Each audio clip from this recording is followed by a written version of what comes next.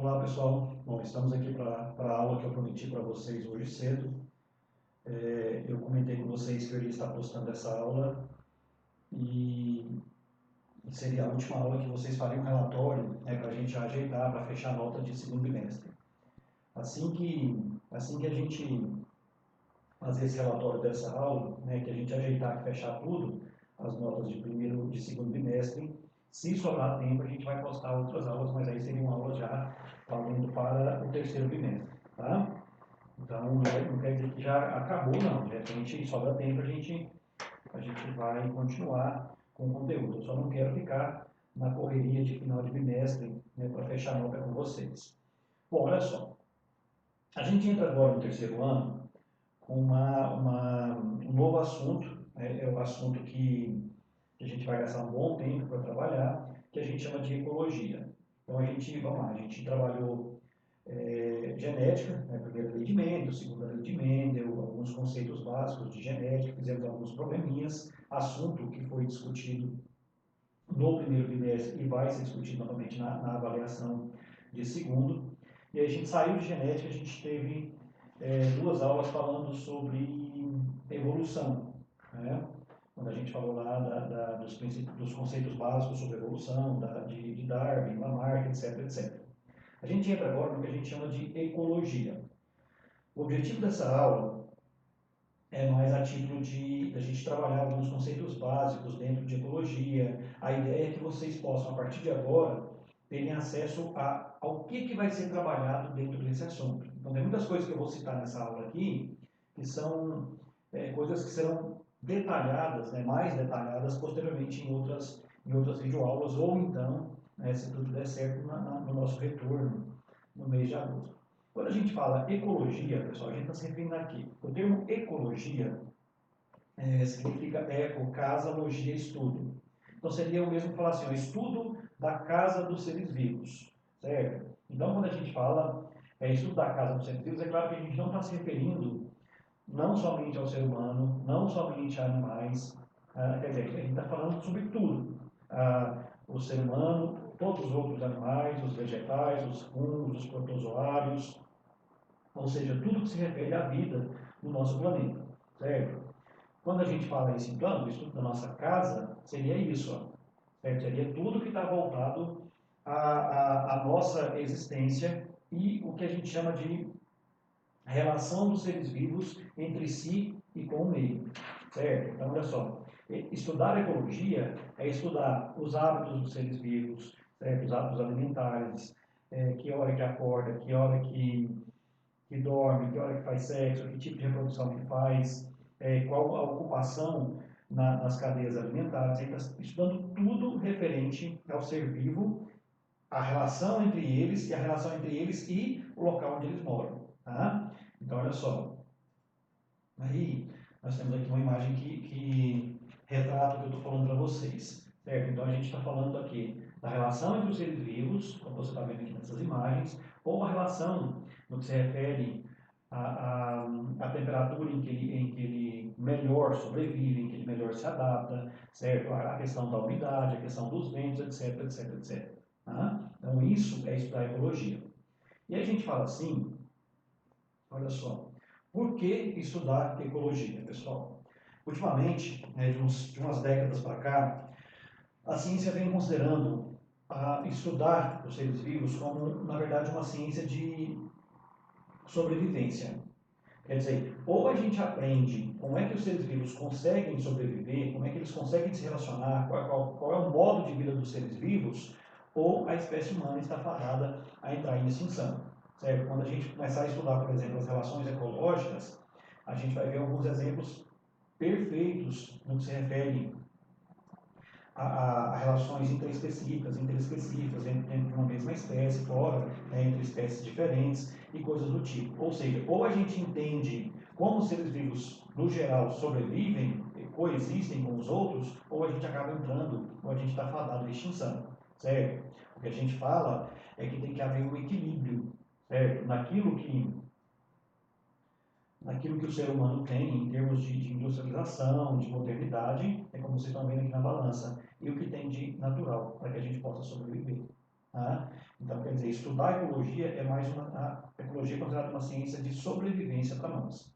Bom, quais são os níveis de organização em ecologia? Qualquer livro de biologia que vocês pegarem, eles vão começar a falar com vocês, quando se trata de níveis de organização, níveis hierárquicos, eles vão começar a falar para vocês sobre a espécie. Eu prefiro começar por aqui, olha só. Seria o mesmo que você conversar com uma criança, quer dizer, de que nós somos feitos? A gente sabe que tem algo antes disso aqui, né? Vamos pegar por aqui, ó. Nós somos, na verdade, um amontoado de átomos, certo? Quando a gente fala de átomo, a gente está falando de quê? Olha só. O átomo ele é formado por prótons, carga positiva, nêutrons, né, e elétrons de carga negativa. Isso é um átomo. Quando você tem vários átomos juntos, aí você passa por um outro padrão, um outro nível de organização que a gente chama de molécula. Aqui nós temos o exemplo da molécula de água, mas vocês mais que nunca, vocês estudam química, e vocês sabem que nós temos uma infinidade de moléculas formadas pelos vários átomos, aqueles da tabela periódica. Então, átomos se juntam para formar moléculas, que se juntam para formar o nosso corpo, que se juntam para formar o que a gente chama de organelas. É claro que eu coloquei aqui uma mitocôndria representando uma organela, mas nós sabemos muito bem, vocês tiveram uma aulas de citologia lá no primeiro ano, e vocês se lembram que nossa célula é formada por mitocôndria, complexo Golgi, lisossomo, ribossomo, e aí vai, certo? O fato é que as várias organelas que nós temos, pessoal, formam uma célula, certo? Células, aí você tem uma imagem representativa aqui, né, das várias estruturas que tem uma célula. Células se juntam para formar o que a gente chama de tecidos celulares. Aqui, de novo, eu coloquei o tecido conjuntivo como exemplo, até porque o tecido conjuntivo ele é formado por um conjunto de vários tipos de tecidos, né? Então fica mais fácil a gente retratar. Aí você tem o tecido adiposo, o tecido cartilaginoso, o tecido ósseo, o tecido sanguíneo, todos pertencentes a esse grupo que nós chamamos de tecido conjuntivo.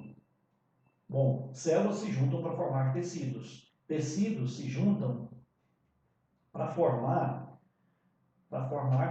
órgãos, certo? Olha só. Então, e esses órgãos que estão aqui eu coloquei uma imagem mostrando uma série de órgãos, então você tem o estômago, pâncreas, intestino, esôfago, boca e assim por diante. Esses vários órgãos, eles vão se juntar para formar um sistema. No caso aqui você tem basicamente o sistema digestório, certo? Mas nós sabemos muito bem que o nosso organismo é formado por sistema digestório, respiratório, circulatório, locomotor, etc, etc. Tá? Então, olha só, tecidos se juntam para formar órgãos que, por sua vez, formam sistemas. E aí, os vários sistemas acabam formando o que a gente chama de organismo, certo? Olha só. Quando a gente fala de organismo, pessoal, é interessante que a gente pense no seguinte, ó. O organismo, nós somos seres, nós somos, na verdade, espécimes de uma espécie. Não sei se vocês já ouviram falar desse termo. Quando você ouve o termo espécime, eu estou me referindo a um exemplar de uma espécie, certo? Então, eu sou um espécime da espécie humana, certo? Se você tem um cachorro em casa, você tem um espécime, certo? Da espécie de cão, certo? De cachorro. Então, espécie. Qual a definição que nós temos, pessoal, de espécie? A gente fala assim, que dois organismos, eles são considerados de uma mesma espécie desde que eles são seres que são semelhantes entre si e são seres que podem se cruzar, gerando descendentes férteis, certo? Então, qual é a definição que nós temos de espécie? São seres que, caso sejam colocados para cruzar, no cruzamento, eles geram filhos. E não é só gerar filho, ele vai gerar um filho que também seja fértil. Ora, por que essa definição? Por que existe essa definição um pouco complexa? Olha só, olha essa imagem aqui.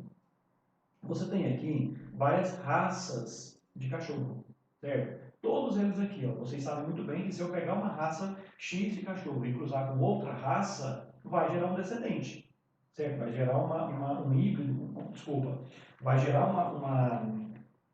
uma raça, certo? Um filhote que vai, caso ele cruze, ele vai também poder gerar outro filho. Ou seja, eu tenho indivíduos de uma mesma espécie, mas de raças diferentes, certo?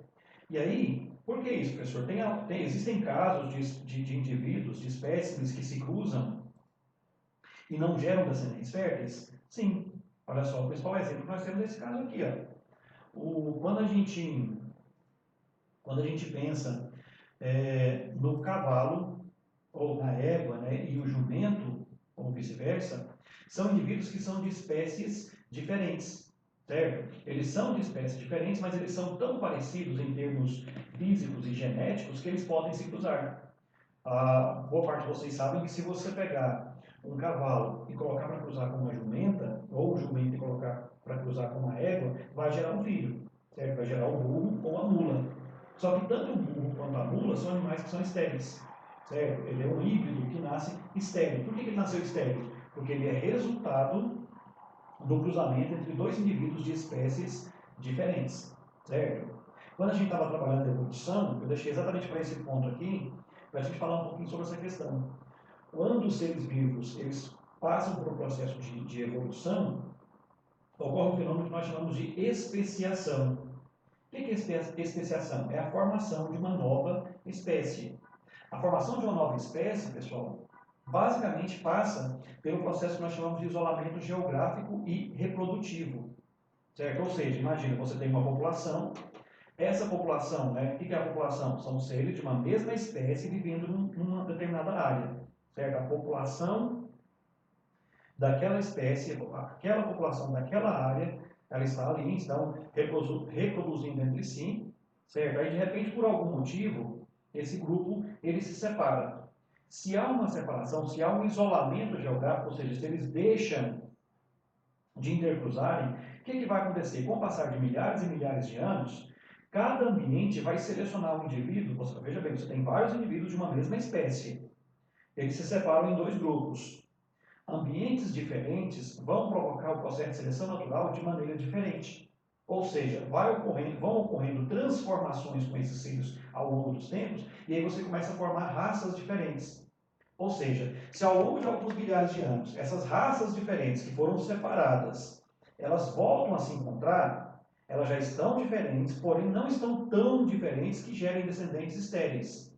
Vão gerar descendentes ainda férteis.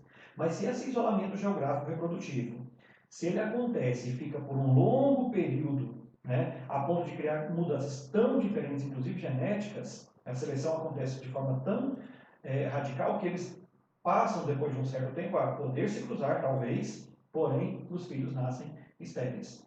Aí, se há um cruzamento e nascem filhos, sempre filhos estéreis, como é o caso aqui, do cavalo com jumenta, os dois, apesar de se cruzarem, eles não irão gerando descendentes férteis, eles não podem então ser considerados como sendo de uma mesma espécie.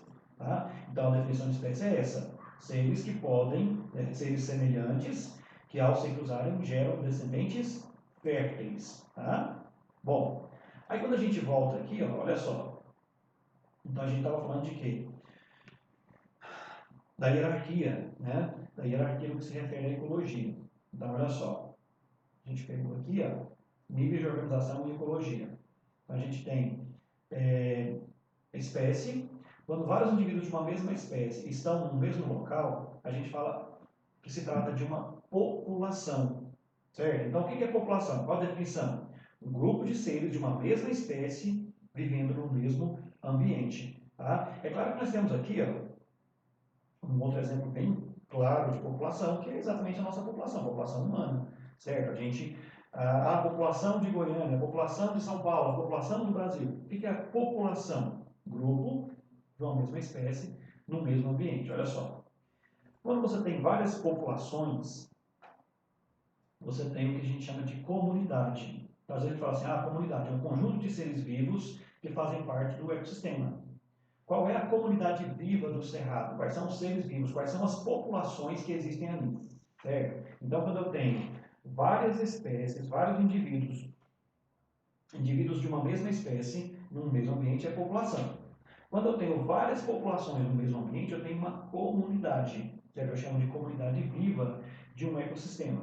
E aí, olha só, e aí você tem o que a gente chama de ecossistema, certo? Quando a gente fala de ecossistema, a gente refere-se aqui a um ambiente com características tanto físicas quanto biológicas. Ou seja, eu tenho um grupo de seres vivos ali, a gente fala assim, que no ecossistema você tem o componente biótico e o componente abiótico, ou seja, a parte viva e a parte não viva. Quando eu falo da parte viva, eu estou me referindo ao quê? A fauna, né, a flora, certo? Os micro-organismos. Eu estou me referindo a toda forma de vida que tem naquele ambiente, naquele ecossistema. Quando eu falo componente não vivo, ou componente abiótico, eu estou me referindo a quê? A temperatura, a umidade, aos tipos de rochas que tem naquela região, tudo que não é vivo. Então, o componente vivo e o componente não vivo numa área, né, se refere ao que a gente chama de ecossistema. Nós temos vários ecossistemas, a gente vai posteriormente estudar cada um deles. Então, o ecossistema de cerrado, floresta tropical, tundra, taiga e assim por diante. Que, aliás, eu acho que é assunto que vocês já trabalharam com o professor de geografia, certo? Acho que o professor Paulo, a professora Keila já trabalhou com vocês, ok? Então, a gente chama de ecossistema. Bom, e aí quando você tem os vários ecossistemas, ou seja, os vários ambientes com características físicas e biológicas próprias, você tem um todo que nós chamamos de biosfera. Isso aqui seria o quê? A esfera da vida, ou seja, a parte do planeta onde tem seres vivos. Ok? Olha só.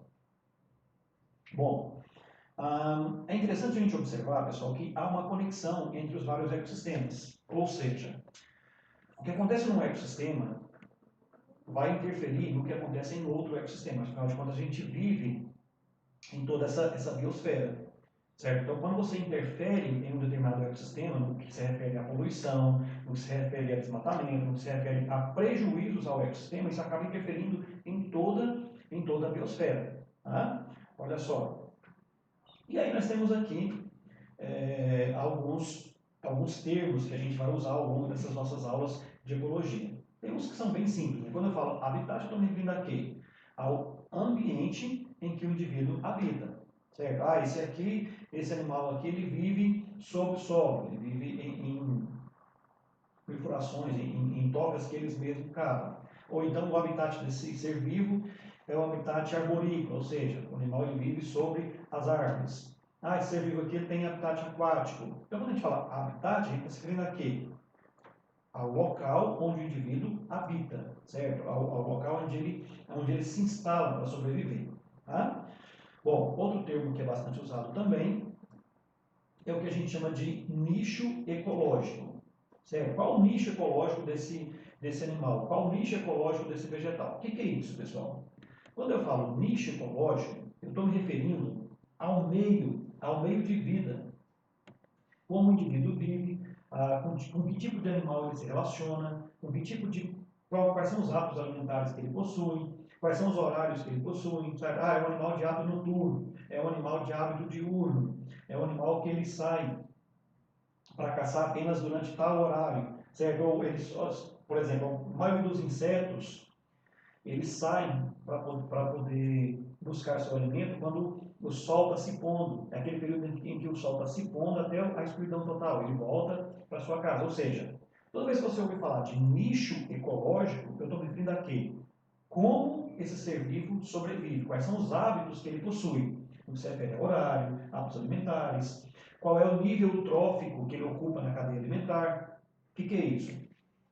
Cadeia alimentar a gente também vai trabalhar, mas quando a gente fala nível trófico, a gente está perguntando se ele é um ser produtor, se ele é um consumidor primário, se ele é um consumidor secundário, terciário, se ele é um decompositor, certo? Qual é o nível na cadeia alimentar que esse indivíduo ocupa. Tá? Então, nicho ecológico é isso, quer dizer, tudo que se refere aos hábitos de vida de um indivíduo. Olha só, hábitos, horários, nível trófico na cadeia alimentar, etc, etc. Bom, olha só, duas espécies não podem ocupar o mesmo nicho. Se duas espécies apresentam os mesmos hábitos alimentares, os mesmos horários, ocupam o mesmo nível na cadeia alimentar, se o nicho de duas espécies é o mesmo, há uma tendência dessas duas espécies entrar em competição por tudo isso, por todo esse nicho ecológico que os dois possuem, e, via de regra, um vai entrar em extinção. É por isso, pessoal, que é tão problemático quando a gente fala da transferência de animais exóticos para um determinado país. Eu não sei se vocês sabem, eu até já comentei isso em algumas salas. Quando a maioria dos países tem regras, tem leis, né, que rezam que quando você traz um animal exótico, imagina que você vai, sei lá, você vai para um país da Europa e você encontra um animalzinho lá, um animal de estimação e resolve trazer ele para o Brasil. Existem leis, certo? Entre elas, leis que fazem com que obriguem com que você, por exemplo, esterilize esse animal que está chegando, esse animal exótico. Por quê? Porque quando você pega e carrega um animal de uma região para outra, esse animal, se ele apresentar, e provavelmente ele vai apresentar, ou então ele vai morrer, se ele apresentar o mesmo nicho ecológico de um animal que já existe aqui, ou ele vai morrer, ele vai entrar em extinção, aquele que trouxe, ou ele vai se adaptar tão bem ao ambiente que ele vai provocar a extinção dos animais que são nativos, certo? Eu lembro que quando a gente estuda isso, eles falam muito, citam, né, como exemplo, coelhos. Eles citam um exemplo de um pessoal, acho que um casal de australiano, eles levaram um casal de coelho. Chegou aqui no Brasil, pegou e levou um casal de coelho para a Austrália. E esses animais, quando eles chegaram lá, esse casalzinho, eles se adaptaram muito bem ao ambiente lá. Tá? Só que o pessoal que levou, né, talvez não se inteirou, não ficou sabendo informações mais específicas sobre os coelhos, e quando chegou lá, eles começaram a se reproduzir. E vocês sabem que coelhos eles se reproduzem em alta velocidade. Então eles começaram a se reproduzir, e eles não usavam esses coelhos para alimentação, e eles tiveram a brilhante ideia de soltar esses animais. Quando eles soltaram esses animais, o que aconteceu? Houve uma explosão populacional de coelhos num ambiente que não era o deles. Certo? Ou seja, causa um prejuízo ecológico, um prejuízo inclusive econômico para uma determinada região. Tá? Então, olha só, duas espécies não podem ocupar o mesmo nicho. Por isso, é o perigo de você transportar animais exóticos né, a esse risco de você causar esse dano ao ecossistema. Ok? Bom, outro termo que a gente vai usar muito é o que a gente chama de comunidade clímax. Bom, a gente vai estudar um assunto, pessoal, chamado sucessão ecológica. O que é isso? É quando a gente fala da sucessão de organismos que passam a existir em um determinado ecossistema. Geralmente quando você tem, por exemplo, um desmatamento, ou quando acontece uma erupção vulcânica, ou quando há, né, destruição de uma parte do ecossistema, então você passa por uma sucessão de moradores ali. Você tem os pioneiros, certo? Quer dizer, geralmente pioneiros são seres vivos que eles são muito resistentes, não necessitam de uma oferta muito grande de alimento ou de algum recurso da natureza. Por exemplo, quando a gente fala de líquens, não sei se vocês sabem, líquens é uma estruturazinha. Líquen, na verdade, é uma associação que existe entre uma alga e um fungo. O fungo, na verdade, ele é heterótrofo, né? Ou seja, ele não consegue produzir seu próprio alimento, e a alga é autótrofa. Então, os dois se associaram para formar o tal do líquen. É muito comum você encontrar em rochas, no tronco de árvores, são seres muito resistentes. Geralmente, eles são pioneiros.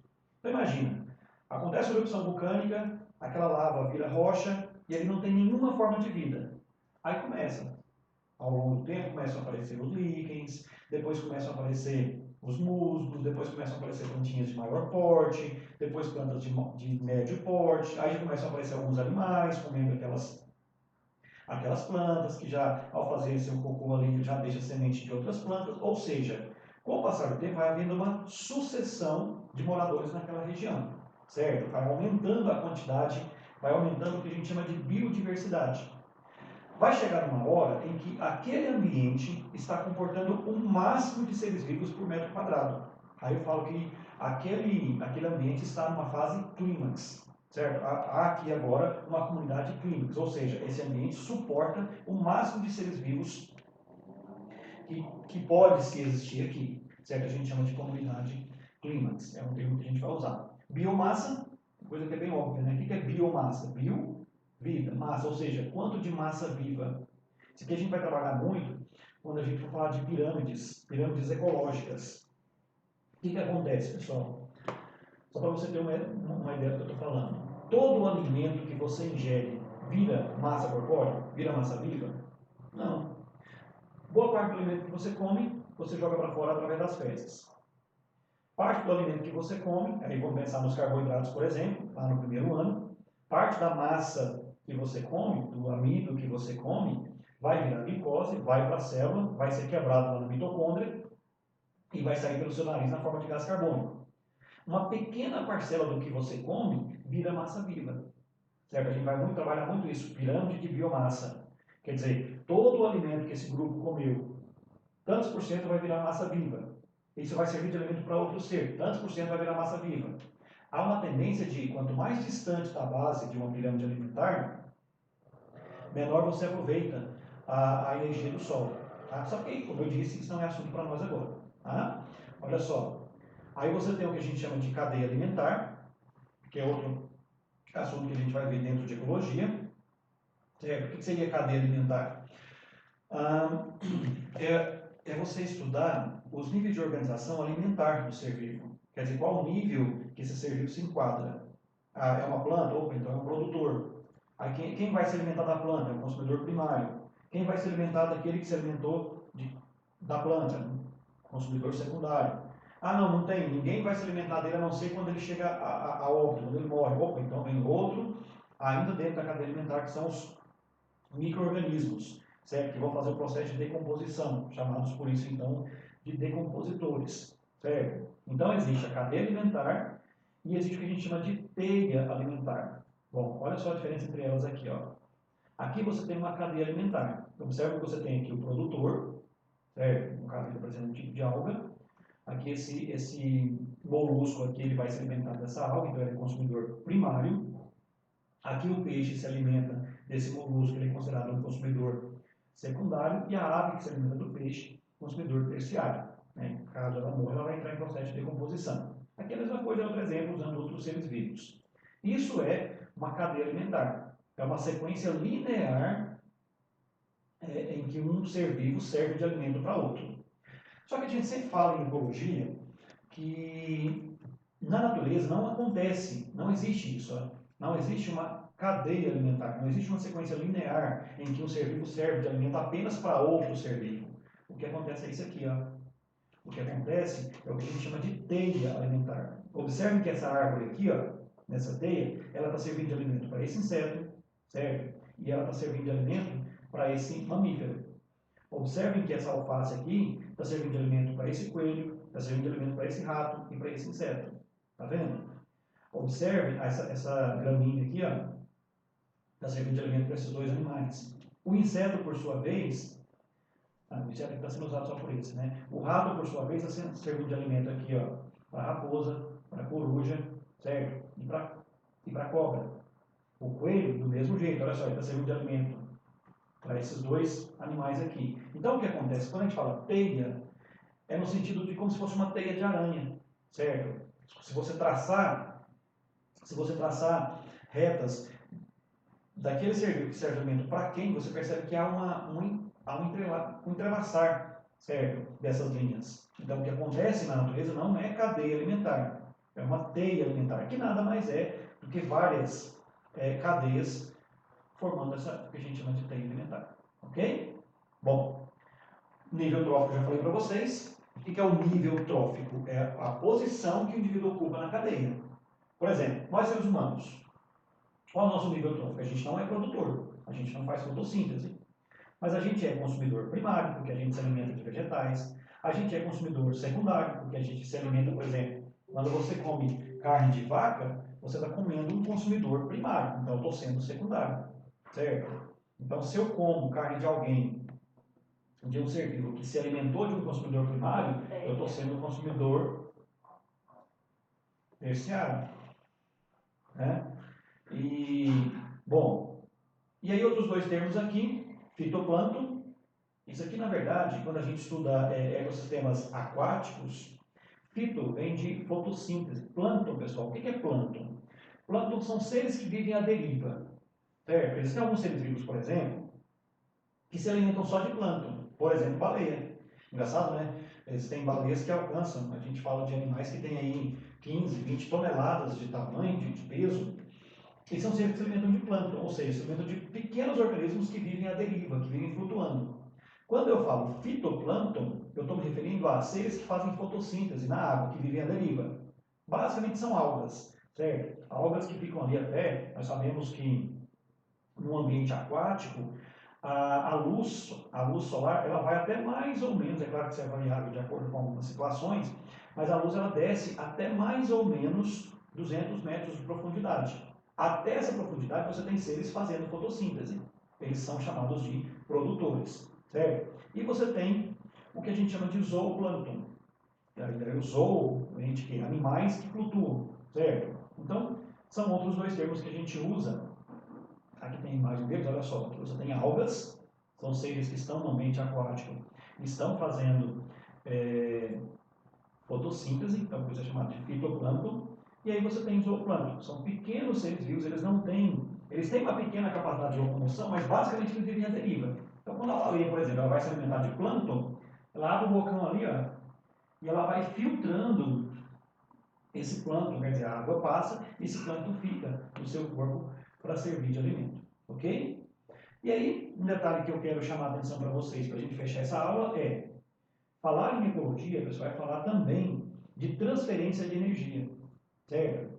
E aí a gente vai falar muito disso aqui, ó, de cadeia alimentar. Você sempre, para que a energia, lembra a fotossíntese, primeiro ano? Você tem a energia luminosa sendo transformada em energia química pelos seres fotossintetizantes. É aqui que se produz a glicose, que pode ser transformada em amido, que pode ser transformada em gordura, que pode ser transformada, que usa-se para fabricar proteína e assim por diante. Ou seja, falar de ecologia é falar da transferência de energia ao longo dos níveis. Que energia? Solar. Certo? Então, sempre que a gente fala de energia sendo transferida de um nível, de uma cadeia para outra, a gente está falando disso. Ó. Sempre você vai ter a nossa fonte de energia, a nossa sobrevivência acontece por quê? Por causa dessa fonte de energia aqui. A gente não consegue fazer fotossíntese, mas a gente depende de seres que fazem. Ok, pessoal? Então era isso. Como eu disse para vocês, a gente vai parar por aqui. Então, quem está com os relatórios todos prontos, esse relatório vai ser o último relatório do segundo bimestre. Se der tempo, eu espero que dê. Se der tempo, a gente vai postar mais algumas videoaulas, porém, já vai ser para material de terceiro bimestre. Ok, pessoal? Então é isso.